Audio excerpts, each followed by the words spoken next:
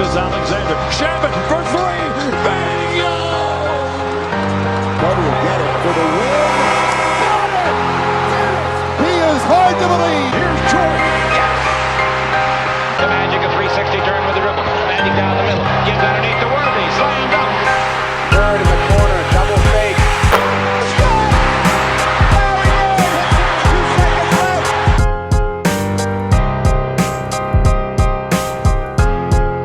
They revered you, and rightfully so. You're an absolute legend. You're the logo of the league. So, from your perspective, tell me, what does it mean to you that players of this day and age still really look at you as that type of figure? Well, first of all, it's very flattering. The kids have always come to you, and most of you folks don't know me and all, but I'm really pretty normal. I don't believe a lot of things that people say. I love people. I love interacting with people, and I think as you go along in life, one of the most important things to me is to give. And there's a lot of ways to give. You know, people give money, but I think with these young kids today, because they're so young, they're really very much want to be aware of what the league was before, what it's like today, the changes in the league, and they have a lot of questions to answer. And like young players on the Clipper team, one of the things I try to do is immediately go to them and say, hey, look, I'm going to be here. I'm going to be someone you can talk to. I'm not your coach. I'm not going to tell you you should play. And I'm going to encourage you to work on things that will allow you to play if you're talented enough. As the most kids come here now today because of all the publicity they got, and these kids all know each other. This is what the most amazing thing. You've got kids from New York, Alabama, Canada, Australia, and even here in Southern California. These kids playing against each other because they're all really well recognized. They're all ranked. You know, this is the #1 player in the country. Well, that's all well and good, but that's not good enough. And I'll tell you why it's not good enough. You know, everyone thinks that NBA scouts are the best because they put so much time and effort into it.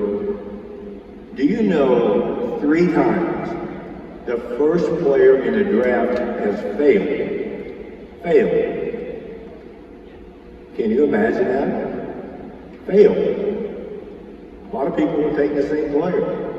There's no science to things like that, but the most important thing, I think, even with kids like that, when you look at it, they may not be good enough. Try to find a way to encourage them to understand that if you're good enough, this is a league that you can walk away at a very young age, and you don't have to worry about getting a job. First of all, you don't have to worry about getting a job. And what I try to encourage these young kids, if they're good enough, make sure you save every damn penny you can. Don't spend it foolishly. Make your life easy so you will have choices later on in life. And most of these young kids today are pretty sophisticated. In a sense, they understand that. Agents have done a better job, except the few that have stolen all these kids' money and they're in jail. But I just try to explain the way of life in the NBA, what to watch out for, and there's a lot to watch out for. There really is. Try to tell them to beware of social media for one reason. Whatever you say, it's going to be there for the rest of your life. And without going much further, I really like people. Okay, I love to talk to people. If I can help in any way, I do a lot of things that most people don't know I do. I don't want any recognition for it. Because I feel so fortunate coming from a town of over 400, to some way, somehow escaping his hellhole where I grew up. And I will tell you, there's been a lot of repercussions in my personal life. Growing up a certain way. Probably the worst thing in my life is self-esteem. I've never had it. I still don't have it. And depression. I've got all those things. But I have found a way to cope with things and also to have goals in my life and continue to try to get better. And to each and every one of you who have those kind of issues, find people that are fun to be around. Find people who are fun to be around. Find people who make you laugh.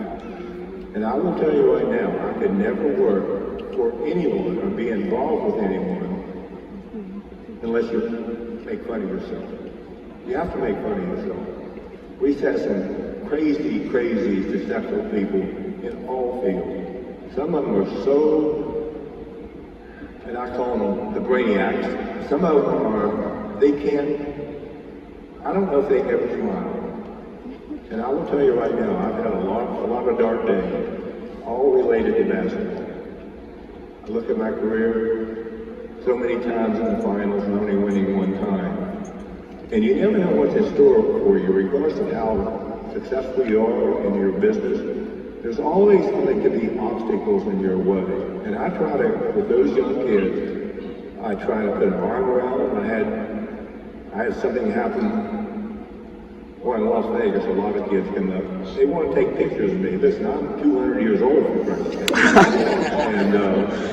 But they all want to come and take pictures with you. And the thing that they would say, thank God for leading the way. I've been so fortunate in life to, I've said this a lot, find something you love to do, you never work a day in your life. I've learned a lot of lessons in my life. People I don't care to be around. I'd rather someone to lie to me because I can read people. I guess that's the greatest gift I've ever had in life. To be able to read people, identify people. And, but the worst ones are the people who are deceptive. They're the worst. And in this business, oh my gosh, it's ever changing. We have agents you've never heard of before. We have so many people involved in this sport today, and it's growing by the number of people involved. You know, we have, the Clippers have 8 analytical people. And I said to myself, oh my God, I really don't believe in analytics because this and this, show me how a number can identify those two things. So something about sitting in a locker room before a game, it's the greatest feeling ever. I've heard women say if they have children, what incredible memories they have of that. And of course, children will grow up to be your predecessors. But I just love people, and I love trying to give. I love trying to help. Any of these young kids.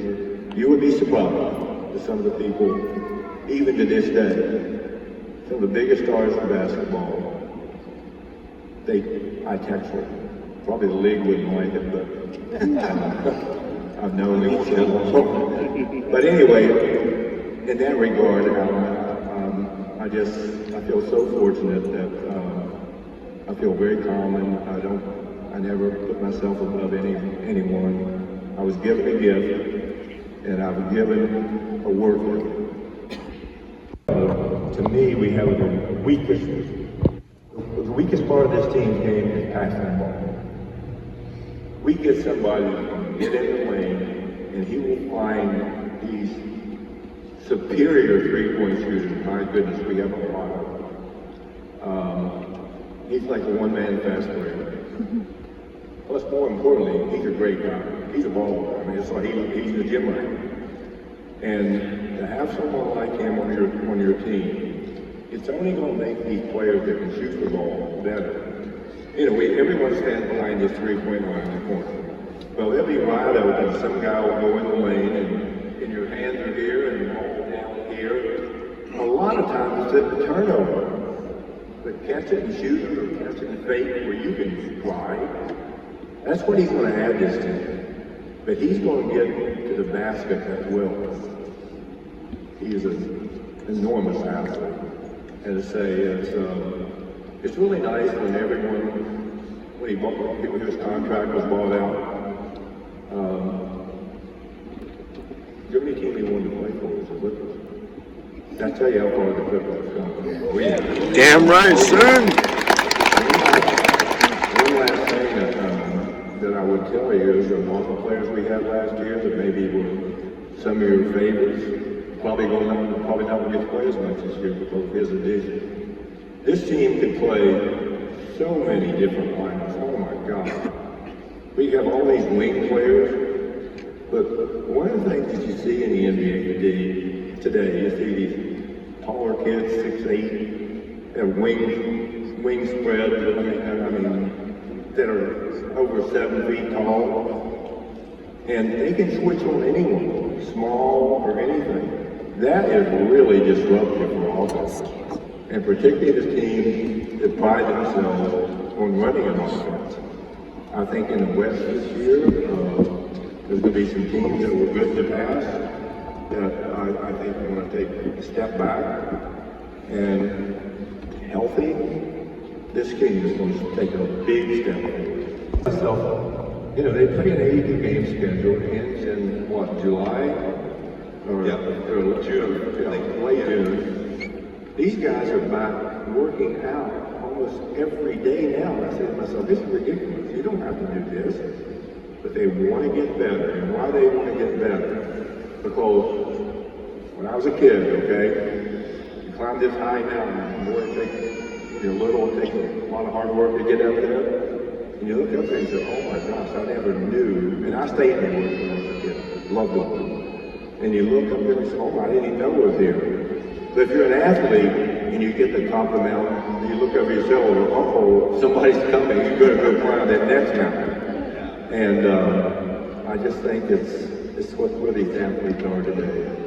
I think another thing that might be crazy for all of you to hear, there's probably going to be a player next 10 years that's going to get paid $1 million a game.